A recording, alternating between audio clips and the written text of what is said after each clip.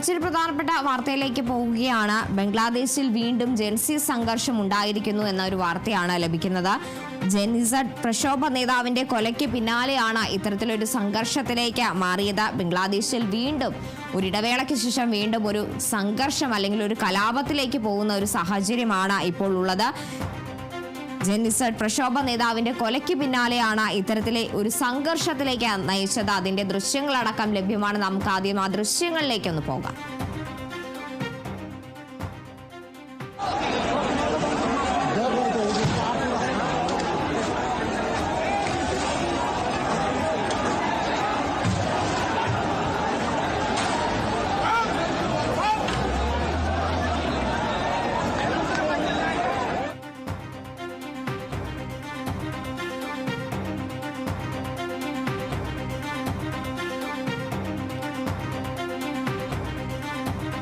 ഒരിടവേളയ്ക്ക് ശേഷം വീണ്ടും ബംഗ്ലാദേശിൽ ഒരു ജെൻസി സംഘർഷത്തിലേക്ക് അല്ലെങ്കിൽ ഒരു പ്രക്ഷോഭത്തിലേക്ക് തന്നെ വഴിമാറുകയാണ്.